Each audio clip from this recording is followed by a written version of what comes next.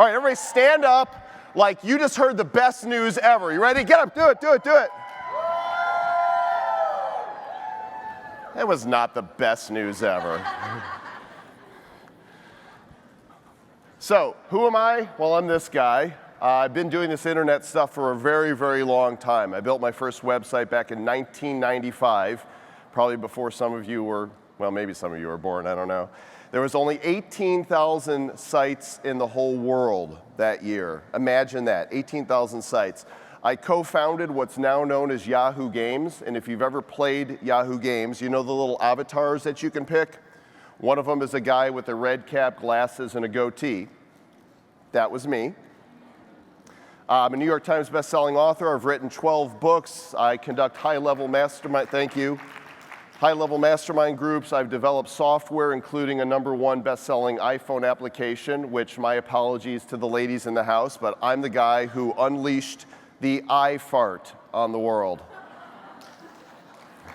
Hey, #1 for 23 days, and we can laugh, and it's all a lot of fun until you discover that I net $500,000 on making fart noises, so that's good. I've been podcasting and blogging since we've had both, and I've either been a consultant, a trainer, or an influencer for some of these companies, and you can find me just about everywhere on social media, even that Google Plus graveyard. I'm there as well.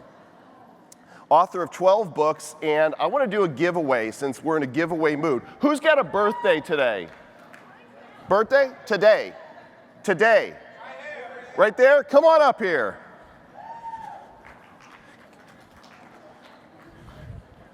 What's your name? Antonio. This is Antonio. Say happy birthday, Antonio.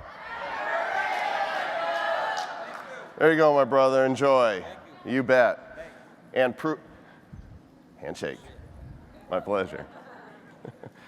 The reason I'm going fast is because I have so much content that I want to fit in here. So I'm going to need you to listen fast. Go ahead, share, use the IZEAFest hashtag, use @JoelComm for me. All right, you ready for some content? I said, are you ready for some content? Excellent. Because in the beginning was the web. Information at our fingertips. And thus saith 2 students in Stanford, we must findeth a wayeth to categorizeth this stuffeth. Let there be Yahoo. And the web saw and said, it's good. It's almost gone, but it's good. And the rest of the world said, but we need a way to find what we want. We don't just want a directory. And we said, let there be search. Who remembers Alta Vista, InfoSeek, Lycos, Excite? Way back when the internet was new. We had a lot of internet choices for search, but we wanted a better search. We wanted an algorithm that would find us exactly what we wanted when we wanted. And Sergey and Larry said, let there be Google. One woo for Google. That's good. Because they're not evil. Nope. We love Google. We do. We love Google. We said, let there be Google. And back in those days, we had forums and message boards to communicate and to do this thing we call social. But then some guy named Tom said, let there be social media. And there was MySpace, which, believe it or not, is somehow a thing to 5 or 6 people still somewhere. Tom was happy with his work until Rupert Murdoch bought it and it went tanked. But the beginning of social media then found us saying, let them be fruitful and multiply. And multiply they did. And they grew, and they grew, and they grew. And who's on all these sites? Little side note rabbit trail here. Who's feeling a little overwhelmed with social media? Go ahead, be honest. All right, not in the presentation, now in the presentation. I'm gonna sprinkle a little social media pixie dust over all of you right now. And what this is gonna do is, when you inhale this pixie dust, it's gonna give you a sense of freedom. Because I'm gonna tell you right now how to do social media. Are you ready? You run social media the way you run your rest of your life. You post where you want, when you want, what you want, how you want, for the reasons you want. You cannot do it all. Don't even try. Because if you try to do it all, you will find yourself, let's make this akin to television news. In order to stay up with social media, it's like watching CNN 24 hours around the clock. It's like recording shows that you can't see so that you can go back, but you can't go back and see them because the news keeps happening. You can't do it all. Pick the sites that work for you. Where's the greatest engagement? And an even bigger question, where do you have the most fun? That is where to spend your social media time. We don't have other people telling us what to do, unless they're our bosses. But for the most part, as adults, we make our own decisions, and we are the master of our lives. Don't let social media become your master. You won't be able to keep up with it, and you will grow to hate it. So, I'm going to open up the fire hose on you guys. Are you ready? Open wide. Here it comes. First thing I want to do is share the one big secret that we've discovered from all of our research.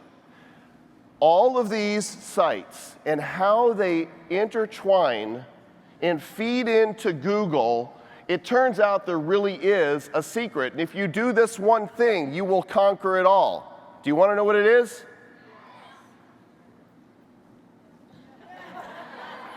That's it. Thank you very much. Isn't that the best picture ever? A cat riding bacon through the universe. So it's funny, but in order for humor to be funny, there has to be an element of truth to it, right? That's the sad truth to it, is that sometimes it is the inane, the banal, the common that gets us the most likes, comments, and shares. The truth is, there's two ways that we are found online. The first way is through indexed search. And for those who don't think that this is still relevant, I'm going to show you why it is. The other way is what we call in the moment, driving that traffic now so that people can find us. And there's a really simple formula that doesn't involve cats or bacon. This is serious, but it's simple. Original content plus syndication multiplied by social engagement equals greater search visibility.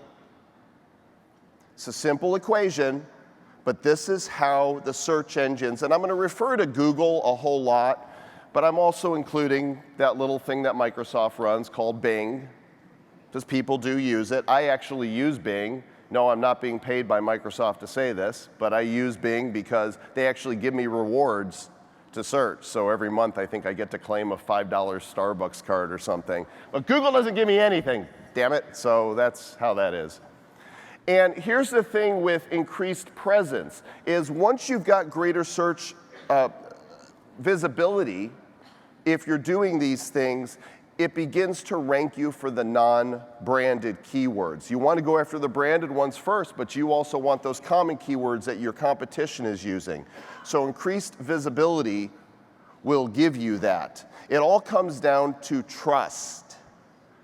Google wants to trust that you are a legitimate, reliable, real-world source for information. One of my friends, Tim Carter, once said it to me like this: Google likes things the way they are in the natural world. That's good. I'm going to say that again. Google likes things the way they are in the natural world. So over the 20 years I've been doing this, I've watched everybody try to figure out the search engines. And they try to game it. And then what happens? Google goes and, oh, see that rug under you? And they pull it out. And all of a sudden, that thing that you had labored to crack the code on doesn't work anymore. Google's not interested in people who game the system. They are interested in real people creating real content, delivering it in an authentic way. So we build that Google trust rank through our websites, by content creation, through Facebook, through Twitter, through YouTube, Pinterest, Yelp, the Better Business Bureau, through Wikipedia. And we tie those profiles together, and it is an exponential compound effect, which is why I try to have a presence everywhere, even if I'm not using those sites. At least I own that profile. In fact, if you do a search for my name, first of all, I'm the only person in the world with my name, so I have that benefit. I'm sorry if your name is Bob Smith. Sucks to be you. But if you search for my name, these are the first results on Google. My blog, my Twitter profile with the latest tweets. Google+, who figures on Google, comes up third. Wikipedia page, scroll down a little more. What comes up next? Another Google+ post. Maybe there's a little something to this Google+. My LinkedIn profile, my Amazon page, my Facebook fan page, my Facebook personal page, and my YouTube page. First 10 results. So it's essential that you claim your profiles. That's why everybody said, when people say to me, there's a new site you got to check out, first I do this. Then I go and grab my name. Just go grab your name. You don't have to use the site at all. Just go grab it, because if that thing does take off, and you are Bob Smith or Laura Jones, you're going to be glad that you had it. So there's 3 parts that I want to cover here today. The creation of content that will get you that trust rank, the distribution of content, and then the sharing of that content. Or I could just attempt to juggle, but it's not going to be real pretty. Content? Yeah? Okay, well, let's go that way. Number 1, creating content. No matter what anybody says, content is still king. Content is still the driving force of everything you do. People are looking for compelling content. People on the internet have questions. You can be the resource with the answers. And it's not on your branded sites just about self-promotion. Nothing makes me shake my head more than when I go to a brand site and their blog is all about their products, all about their service, giving people no compelling reason to really come back because it's just a brochure. There's so many things in your industry that you can talk about, new technologies, things that other businesses are doing, other brands are tapping into. Remember the whole Miracle on 34th thing? Macy's gimbals? If you don't have it, our competition does, that's okay. That's part of the sharing economy. There's nothing wrong with that. Find relevant topics, regardless of the type of content we're talking about, whether it's articles you're writing on your blog, whether it's audio for a podcast or other distribution, SoundCloud, whether it's video, whether it's live video that you're repurposing. Find relevant topics that your audience is going to be interested in, and think like your user, the person that's searching for you. When you're trying to come up with the perfect topic for an entry on your site, think, what is somebody asking that will help them find me? For example, think about the searches you do. How do I fix a sink? Type that in, guess what you're most likely to see first? People who have topicked their entry, how do I fix a sink?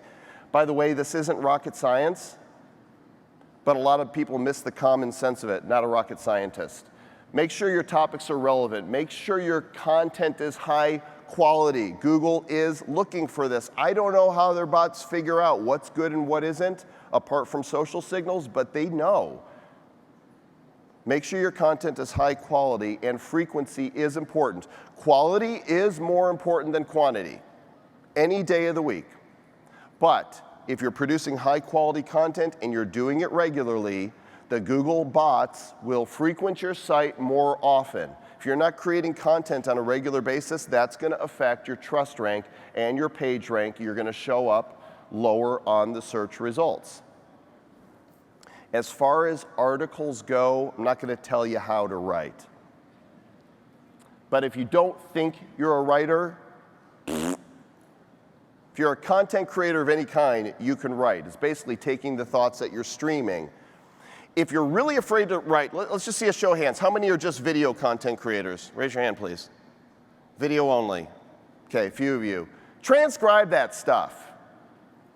Find somebody on Elance that you can pay $10 to transcribe your content, put it on your page with your videos. That will make Google love you more. It will make you more findable. Video is the big deal, and we've heard some about it here today. Of course, YouTube is the mama jamma, the grand poobah of places to put your videos, and you've probably heard these numbers, but they're worth revisiting. Billion users. 1 billion. It's a big number. It's 1/7 of the world's population. 4 billion videos viewed every day. Hundreds of hours of video uploaded each and every minute. It's staggering.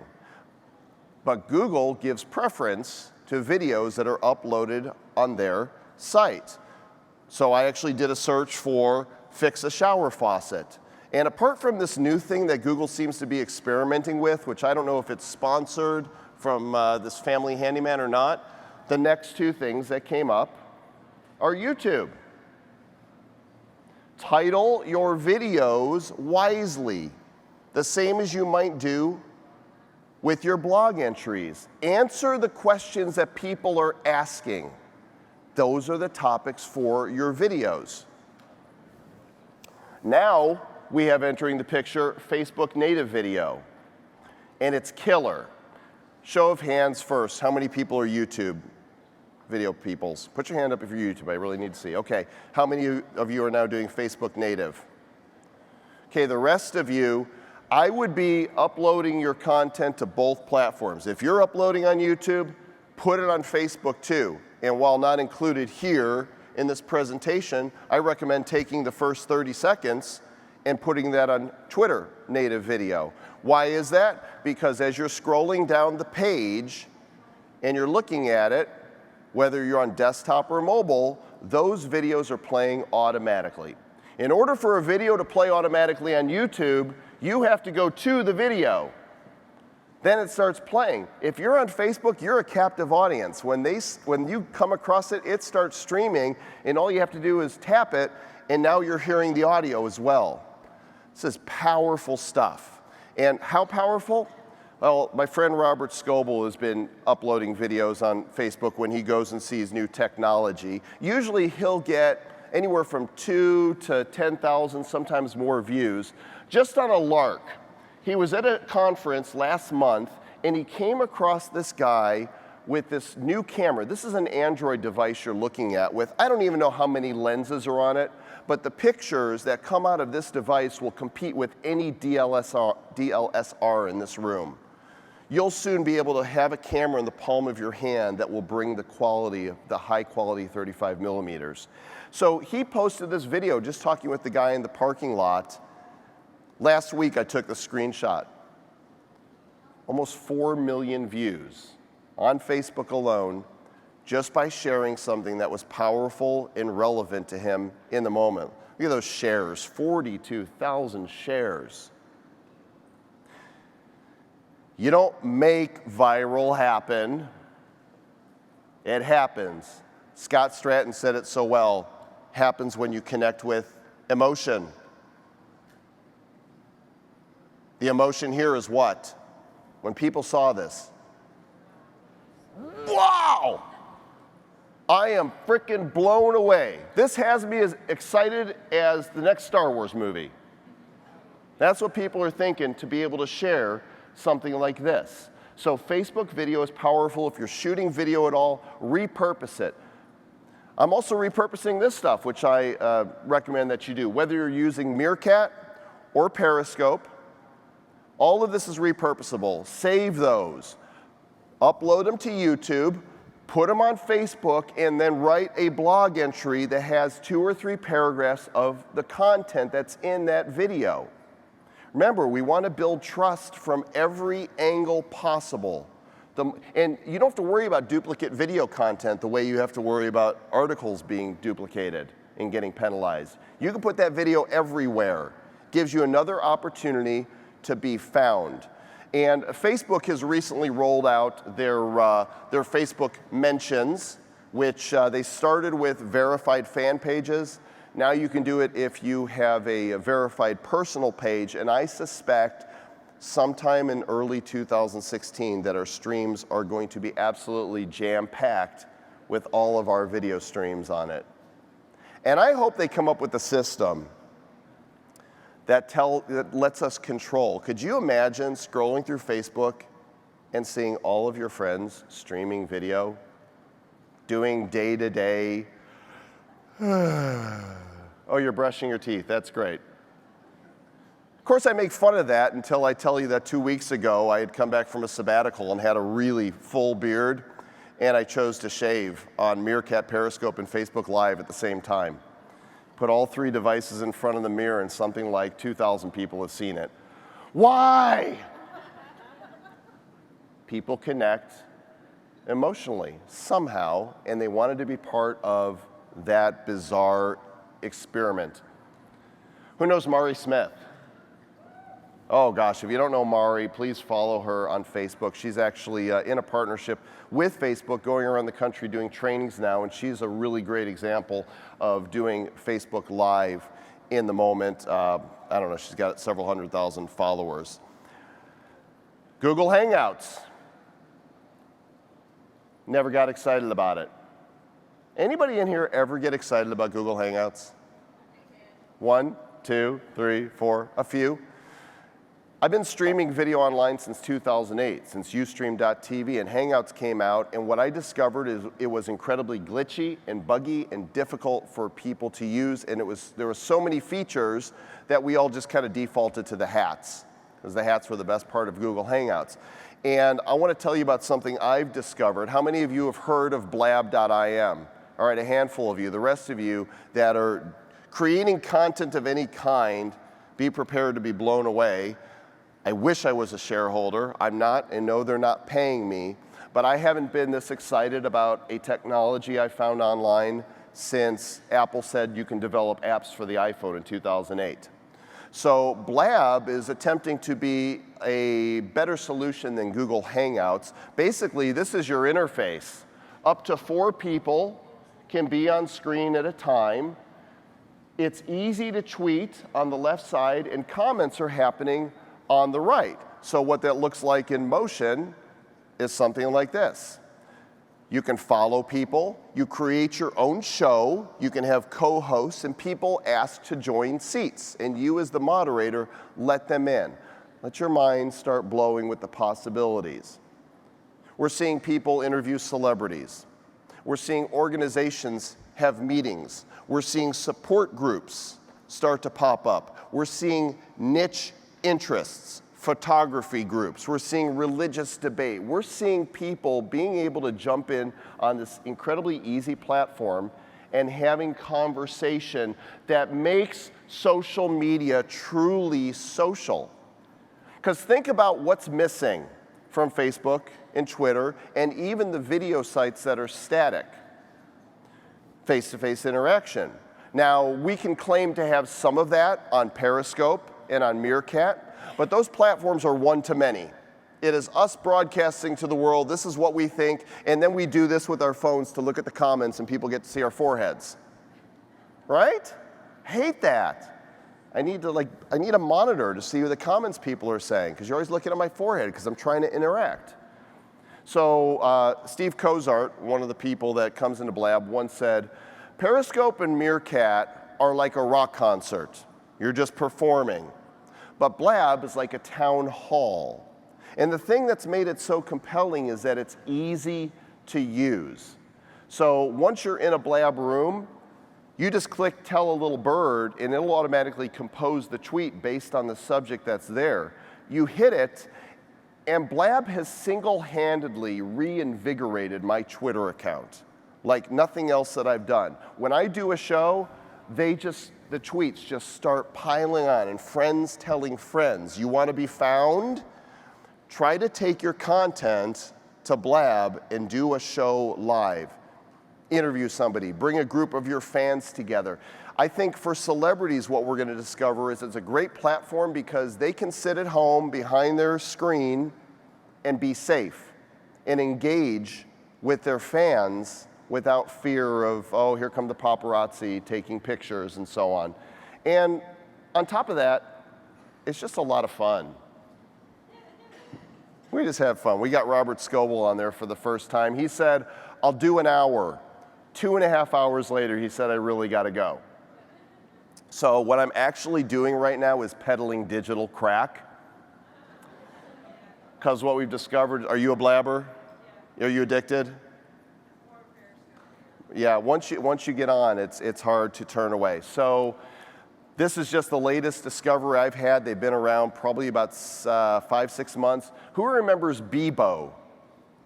Video site. The guy sold it for buttloads of millions, and he's funding this whole thing, so it's not going away anytime soon. So if you happen to go on Blab, at Joel Comm, find me and try to check out one of the shows or tell me about one that you're doing. Okay, so from video, being found with video, let's hop over to images. Pictures are a big, big deal, and there's some basics that a lot of people are missing when they're posting images on their website that make a huge difference into the search engines loving you. Your file name. Don't use the big stock photo name for your file. Give it a real name that relates to the actual content, something people would search for. If there's an option for caption text, the link to the image, the alt tags, all of these things, they're little things, but they make a big difference. And if you look on your WordPress site, the fields are right there. If I don't do it, it's because I'm lazy. Don't be lazy. Take those extra steps. Google sees those sites that just don't have the garbagey image names or no alt tags. They take that seriously because what that tells them is that this content matters to the author, to the composer. They're taking the time to use proper naming conventions. I know this is technical stuff, and technical stuff bores me a lot, but this is simple stuff that if you just do it and get used to doing it, it will make a difference. Cross-post on image sites.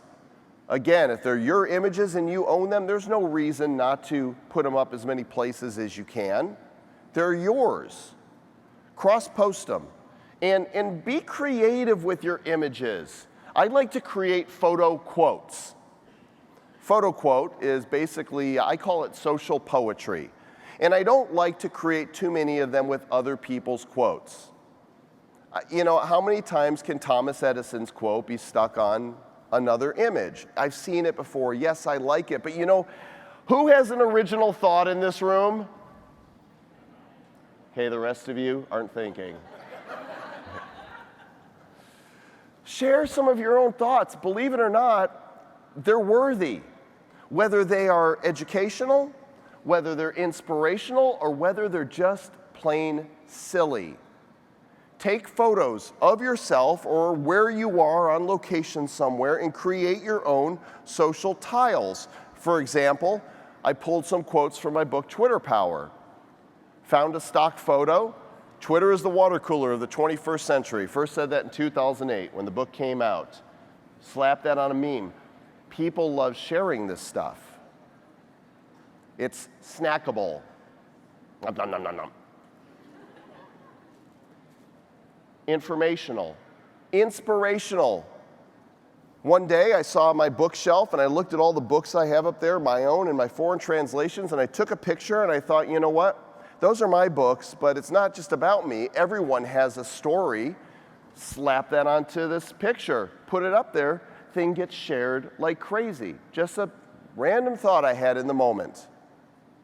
And sometimes I will be somewhere and just come up with a silly idea. In fact, I was at the parks a year ago when I was speaking at another conference, and I took a picture of myself with Winnie the Pooh. Who doesn't love Pooh Bear, right? So I created this. And I'll tell you, this image got shared more than either the educational or the inspirational one. Don't be afraid to be yourself. All this talk of authenticity, that's like a real thing. Not authentic to, well, but I wouldn't show them this side of me. But I'm being real. No, you're not. Don't be afraid to take risks, even if you're representing a big brand. And big brands, if you want to have this discussion with me and tell me why that's not a good idea, I'm happy to do it. Well, we can have that debate because I think it is. I think the more personal touch big brands put in the power of their social team, the more eyes we can see and smiles instead of logos, the more we will connect with them. You might have some sort of emotional connection with the Coke or the Pepsi logo, but wouldn't you like to know that the person you're engaging with on their Twitter profile is a real human being? I think so. I think this is why Frank Eliason nailed it years ago when he first manned the Comcast Cares account back in 2007-8. His face on it, not the Comcast logo, responding to every tweet personally, and dang it, you began to believe that Comcast really did care. That's the power of social media. Miracles happen. Put faces behind them. Okay, another rabbit trail for you there. If you're not a designer, by the way, I am not, there's some great apps that can create beautiful looking photo quotes just like this. If you're on an iOS device, I use one called WordSwag. I think it's $1.99 or so and comes with 50 different type fonts that make you look awesome. If you're on an Android device, and it might also be for iOS, is PicLab, and of course desktop you can use Canva. Don't be afraid to be creative and be expressive with your images. And while we're at it, like the last minute I went backstage and said, can I throw one more slide on? And they're like, but it's all pre-done. Here's a freebie, a copy of my book, Social Poetry, that has quotes that I've made over the last year or so, my AdSense book, and so what do you do? Just go to comm.us/IZEAFest, and they are my free gift to you, people of IZEA. Yes. By the way, how cool is it that I have my own URL shortener? Comm.us, it's me, baby. Use hashtags in your images, but a few really important points. First of all, be brand consistent with what you're posting. Make sure that the hashtags you're using are relevant, which leads up to don't keyword stuff. Don't stuff your hashtags. Oh gosh, I hate when I go to Instagram posts and I see 40 hashtags. Is that the limit now? Is it 40? All the popular ones. Like if you're putting in the popular keywords that show up on 100 million photos, do you really think it's going to help you be seen anyway? It just makes you look like a spammer. Ride trends if you see them happening and it's relevant, but don't ride a hashtag just because it's popular. Don't be stupid, or else this is what happens. A campaign like this that was supposed to be stories of domestic abuse using the hashtag why I stayed and why I left. If you're not paying attention and you just see that these hashtags are trending and your DiGiorno pizza, why I stayed, oh, SMH, you had pizza. Don't be stupid. It's not hard. Just like find out what the hashtag is about before you try to ride on its coattails. They did apologize. What they should have done is offered free pizza. So there's a few basics that I want to go back to hit on. One of them for the search engines that's really important is keep your URL short. Seriously. Keep them short. Not only are the long ones difficult, but ones you can't spell. We didn't know what a Yahoo was, but Y-A-H-O-O is simple. By the way, any old timers or just really smart people that know what Yahoo actually stands for? Anybody? You know? All right, I'm going to drop some knowledge on you. You ready? Yahoo actually stands for Yet Another Hierarchically Organized Oracle. That's right. Well, while I'm at it, let me try something else that's almost impressive. Who knows the longest word in the English language? Oh gosh, I can't believe I'm doing this. Who knows the longest word in the English language? What is it? It is not anti-disestablishmentarianism. It is, what is it?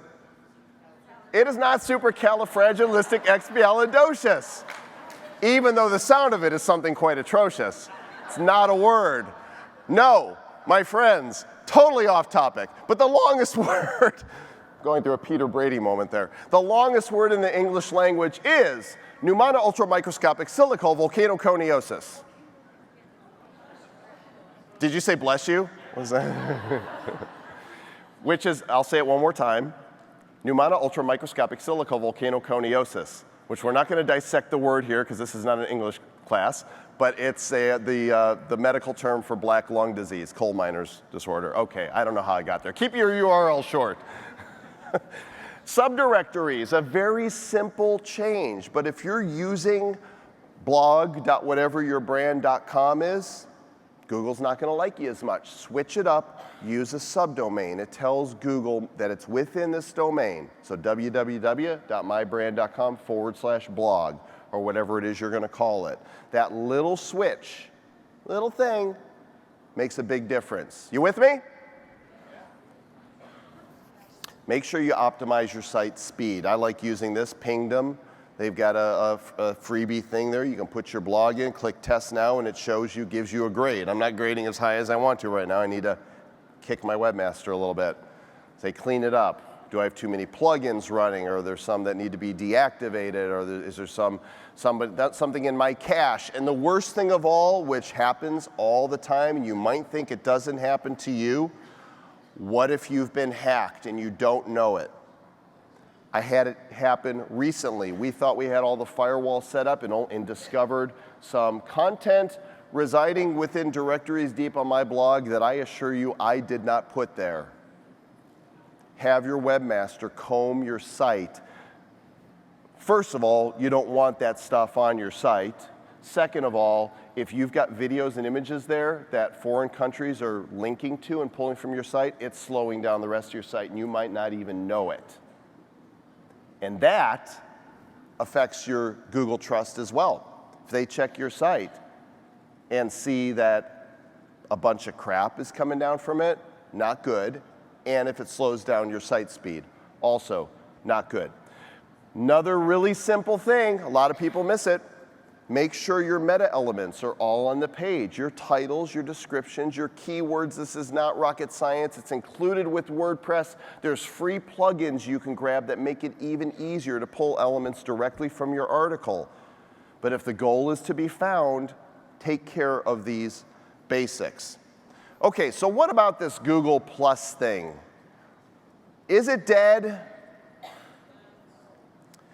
Well, let's just say Google's ability to be social is gasping for breath.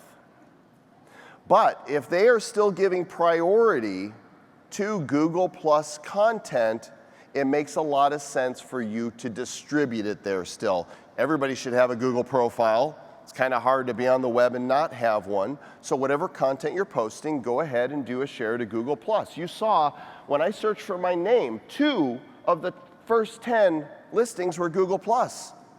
I want to show up there. Okay, so that is content creation. I need you to listen fast. Here we go. This is distributing your content. If you're not using LinkedIn Pulse yet, use it.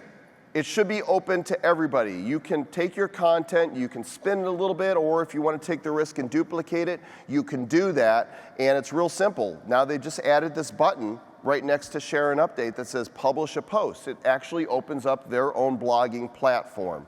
And there's some days that I get some really good shares. I've had up to 100,000 views on some of my articles. Some other days, just a couple hundred. You never know what's going to hit and strike, but it's free. Use it to be found. Facebook Notes. Did you know they recently retooled this? It used to be pretty worthless. Now, it's not even on the sidebar on Facebook. You actually have to go up into the search window, type notes, and the Facebook app will come up. And now there is a blogging platform. Lets you put an image up top, and then lets you put your text in, do hyperlinks, embed video, and it will display when you post it on your Facebook page the same way all your other content does. Only when people click to read more, it opens up a full window with the whole article. It's way more elegant than trying to read it in your Facebook frame. Great way to be found, especially if you have an existing audience on Facebook. Use Notes. And the last one I want to talk about really briefly is Medium. Who's using Medium? Medium.com. It's a great little system, which is also now a blogging platform that has a really cool social function in it. Not only can it do everything that LinkedIn Pulse and Facebook Notes does, but if you highlight any little piece in somebody's text, you can instantly tweet that. So I get to go in my articles and I see things people have highlighted, and then I see them show up on Twitter. I wrote about, I was an Uber driver about a year ago, just as an experiment. I wanted to make a video because I love Uber. So I put a webcam, I put a GoPro up, mounted it in the car, and carried a flip with me, put this video up, wrote an article about it, shared it, and the CEO of Uber reshared it. Thousands and thousands of views, creating relative content. Press releases are still a great way to get your content out there, but for the love of all humanity, we don't care who your new CFO is. We don't care about really any of the staff unless you are Tim Cook taking over where Steve Jobs left off. That's a big deal. That's news. Real press releases are stories that engage people. And oftentimes, it's not the story that you think it's going to be. I'm going to do another little rabbit trail here and tell you a story. When we came out with the iFart app in 2008, I'm thinking, how do we get attention to this stupid novelty application? Do we just put out there that you can now fart with your phone? Didn't think anybody would pay attention. So what I did is in those early days of the App Store, nobody knew what it meant if you were ranked number 75 in the entertainment category. How many copies are you selling? How much money are you making? Nobody knew. Nobody knew what the number 1 slot was making. Nobody had yet taken the risk to go against Apple because their terms of service, you know, is it say, can I tell? Is it okay? Am I going to violate terms? Am I going to be pulled from the App Store if I share this data? I said it's better to ask forgiveness than permission, and I started writing out on my blog every day the sales to rank numbers. I tracked it for about 5 days, and I saw that we were going up, so I really like this. And then I did a press release to the development community that VentureBeat picked up on, because the story wasn't about the app. The story was that a developer was releasing data that the whole development community would be interested in. The story was not the story in my mind, and the story is likely not the story in your mind. When we talk about thinking outside that box and demolishing that box, you've got to be thinking about who are the different segments and markets that could talk about what I'm doing in a way that I wouldn't normally think of. Take risks. It's what got the app to number 1. If I had just stayed with the fact that we released the novelty app, I don't know that it would have happened. Tell your story, use press releases. Do guest blogging. There's a lot of opportunities to get your content and drive more people to your site and to the social sphere by guest blogging. I guest blog for a number of places, including Salesforce, but what they do is you can see your share count, and I've got a number of links that are embedded there on the site from sites that have high trust from Google. See the theme. Trust is a big theme in getting your stuff seen. These are a few of the sites. I've made a short URL for you to an article that I found. If you'll go to comm.us/guest blog, it will take you to the various places that accept guest bloggers. It's a very long list, so maybe you'll find some place that you can syndicate your content as well. Here's another place I found as far as distribution goes. Kim Roach wrote this at BuzzBlog, or probably the most comprehensive resource I found of 600 places to distribute your content, comm.us/600 places. Okay, finally, sharing content, and I'm going to be quick. Some of the basics that I still go to sites and I discover that people don't have share buttons. Provide buttons, do contests, do surveys, have community organized types of events and ways for people to participate. Here's some examples. My share button's way prominent, right up there, right by the header image on the blog, and people click on this stuff. And they share because I'm basically telling, here it is. Just, if your buttons are hidden at the bottom of your article, if it's not prominent, they're less likely to share. Contests are a fantastic way to get people to share. This is Gleam is this, and you could actually conduct contests with them using a number of different social sites, and these are what some of their samples look like. So you give people points for each action they take that can provide them with entries. So on Facebook, one of their samples was visit our app on Facebook. You get an entry.